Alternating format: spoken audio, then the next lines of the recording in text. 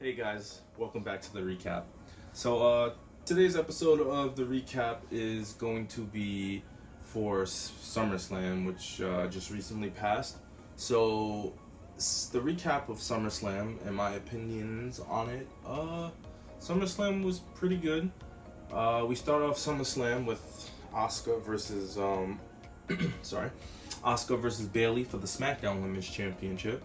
As you know, Asuka gained two opportunities. One is going against Bayley for the Women's SmackDown Championship, and then one is going against Sasha Banks for the Raw Women's Championship later on in SummerSlam. As you probably know now, I'm a very big fan of Asuka. I'm not crazy about heel Bayley, but Bayley is a good wrestler, and her old character was okay. I wasn't crazy about her old character, but I think I would prefer her old character. Might be kind of equal. I really like Bayley's wrestling though, and her personality. To play the part of being a heel, I feel like it's not natural for her, so it feels kind of like forced. But other than that, they had a very good match, and she had Sasha Banks at ringside with her, Bayley, because that's her best friend apparently. As you know, some mischief went on during the match with Sasha Banks like distracting Asuka.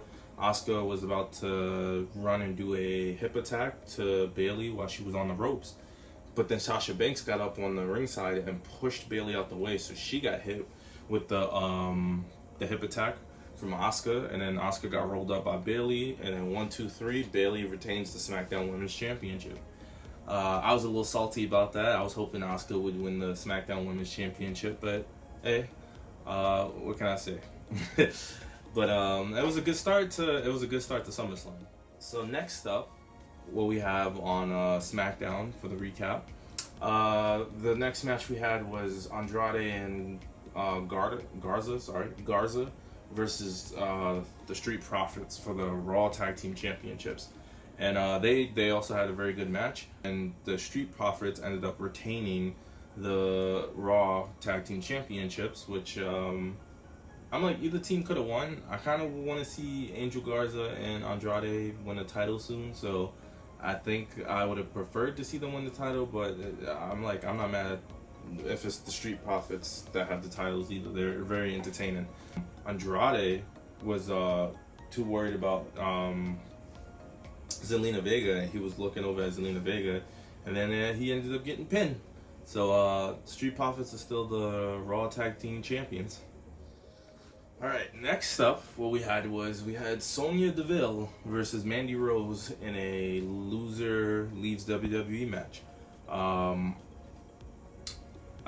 For their match, honestly, like, I was expecting it to be better, and I feel like it was a tad bit sloppy. Like, I don't know what happened to Mandy Rose, because it seemed like she was like, I don't know, it seemed like she was like breathing kind of heavy during the match, and she was taking kind of like long to do stuff, and it was a little sloppy during the match.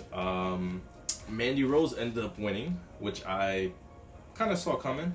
So Sonya Deville is no longer in WWE. I wonder what this means for Mandy Rose.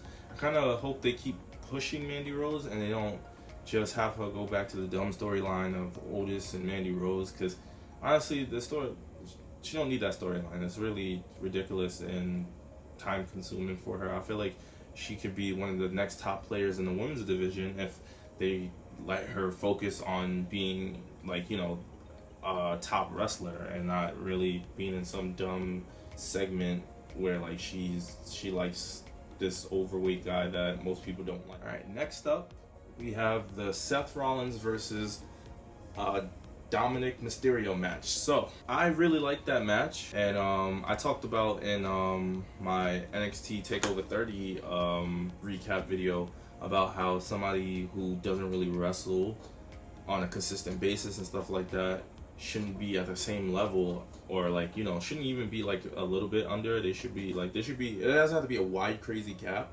but especially if they're a very good athlete, but there should be some type of like, you know, like sensible gap between someone who's been wrestling for years and somebody who hasn't really been wrestling like that.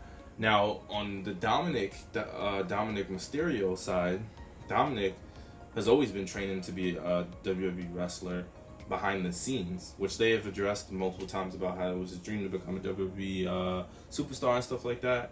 And you know, his dad is the legendary Rey Mysterio, so if he had aspirations to be a wrestler and his father is Rey Mysterio, I'm pretty sure they were teaching him how to wrestle, like, you know, growing up behind the scenes and everything else. So I like that, you know, there was times that you thought Dominic Mysterio would win, but Seth Rollins ended up winning. And to be honest, I think a lot of people thought that Dominic Mysterio was going to win. The man puts like 110% into his character and whatever he's doing at the moment. So kudos to Seth Rollins. Rey Mysterio promised his son that he wouldn't get involved because Dominic wanted to prove that he could do it on his own. So Rey Mysterio was just at ringside for support. But then some stuff broke out. You know, Seth Rollins is kind of beating the mess out of Dominic. And Rey Mysterio was trying not to get involved. But Buddy Murphy kept getting involved, which made it worse. So it's like 2-on-1. Rey Mysterio just had to do something. But ultimately, Rey Mysterio ended up getting beat up too. And Rey Mysterio got handcuffed to the ropes. And he couldn't do anything to help his son, as Seth Rollins beat the mess out of him with a kendo stick and choked him out. And that's it. Seth Rollins won. Alright, so next up, what we have the Asuka and the Sasha Banks match. They also had a very good match. Sasha Banks was doing pretty well against Asuka. Asuka was doing pretty well against Sasha Banks. Compared to somebody who would have had 2 wrestling matches in the same night and would have been tired, Asuka was doing, well, we all know Asuka is a beast, so I didn't expect anything less from her, even though, you know, she was worn down from fighting Bayley earlier in the night. Again, Bayley was ringside with Sasha Banks, so Bayley was kind of causing distractions as well. And I was thinking, like, oh man, Asuka's not even going to win any championship, even though she was kind of wronged out of her Raw championship in the first place. And she kind of just got that championship. But, lo and behold, Asuka threw Sasha Banks into the ropes. She was going to do the hip attack, the same thing that she did to Bayley, and ended up missing and losing her match. Asuka was about to lose the match again because Bayley jumped on the apron and was going to do the same thing that Sasha Banks did for her earlier. But this time, Bayley jumped out the way. So Bayley didn't take the hit for Sasha Banks like Sasha Banks took for Bayley in the other match. This time when Asuka ran, Bayley pushed Sasha Banks out the way, but Bayley also jumped off the rope, so she wouldn't get hit. So Asuka like kind of didn't connect with anything and bounced back off the rope, and then she went and hit the Asuka lock on Sasha Banks. Sasha Banks tapped out, and we have a new Raw Women's Champion. Now, the only thing I have to say about that ending, like, I like the ending that, you know, like, one friend did something and sacrificed herself, and the other friend didn't do the same thing. It kind of made no sense in the fact that, like, she still pushed Sasha Banks out the way, so Sasha Banks kind of still had an advantage because she evaded the move.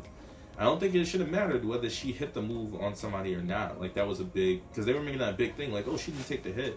Like, you know, like, in the real world, that made no difference. Like, the point of it was getting, you know, like, pushed out the way so you wouldn't get hit by her. I don't see how, if she would have connected or wouldn't connected with a person, made a difference. So, but it was cool, and we have the rightful Raw Women's Champion, Asuka, so I'm happy about that. I was kind of hoping she would win 2 titles tonight, but, hey, what can I say? At least she has 1 title.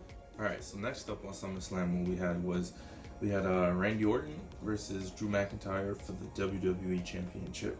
It was a good match. I really liked the ending of it. I feel like Drew McIntyre got beat up a little bit more than he should have for the man who finally beat Brock Lesnar. So that's a little weird.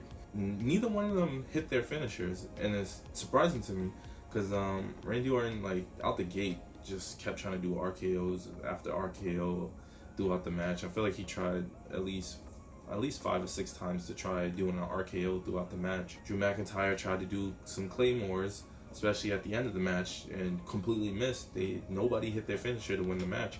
What happened was at the end, Randy Orton tried to hit an RKO on Drew McIntyre after Drew McIntyre just missed the Claymore kick. Randy Orton ducked out of it. But when Randy Orton tried to go for that final RKO, Drew McIntyre kind of spun around. It's either landslide or backslide pin, something like that. But yeah, he got the 1-2-3. I was surprised. I didn't think the match would end like that, like a surprise roll up or something like that. But the match was pretty good. And it's cool that in a championship match, nobody submitted anyone. Nobody had to do a finisher to pin someone. You don't usually see that. All right, so the last match of the night for SummerSlam was Bray Wyatt versus Braun Strowman for the Universal Championship in a street fight, I believe. I didn't think what happened would happen. The Fiend, Bray Wyatt, he would get hit with a lot of moves that would put a lot of people away, but he kept getting back up. Then he was hitting Braun Strowman with some moves. He hit Sister Abigail on Braun Strowman and stuff like that. Braun Strowman got back up. Braun Strowman chokeslammed him into a table, speared him through a barricade, stuff like that, hit him with steel steps. The Fiend got back up. The Fiend, was hitting Braun Strowman with like a toolbox and all that other stuff. And then they started going to fight on the ramp, started fighting kind of backstage a little bit, and then made their way back to the ring fighting. I thought they would do a little bit more stuff backstage with fighting. And then Braun Strowman kind of was dominating the Fiend in the ring. And then he went and got a box cutter, cut open the ring to expose like the wood that's underneath the mat. When he turned around, the Fiend was standing back up, just looking at him. And then Braun Strowman was like, "Why won't you die?" And then the Fiend hit Sister Abigail like twice on Braun Strowman on the exposed wood and pinned him 1-2-3. And we have a new Universal Champion. The Fiend is Universal Champion again. Now the thing about that is I didn't like how this whole revamp of Braun Strowman happened, as if he was like, an equivalent to the Fiend. But anyway, and in my opinion, the Fiend should never lost the title in the first place with that whole like Goldberg thing. Like they did Bray Wyatt dirty because Bray Wyatt just got back, finally won a world championship again, and every time it seems like he wins a world championship, he loses it kind of quick. So I didn't like that Goldberg never wrestles. Then he comes back for one match, which is that Saudi Arabia kind of Super Showdown thing, and then he gets to beat somebody who's unbeatable. The Fiend beats Braun Strowman, Seth Rollins, all these like crazy big wrestlers. But then Goldberg, somebody who does not even wrestle that much, comes back, spear, and then wins. But one thing I didn't see coming, SummerSlam, Roman Reigns return. And I think Roman Reigns is heel now. So it's interesting to see Roman Reigns back. I've totally forgot about him. I think he works better as a heel. I don't dislike Roman Reigns. I like the heel Roman Reigns. And that was SummerSlam. So thank you for watching.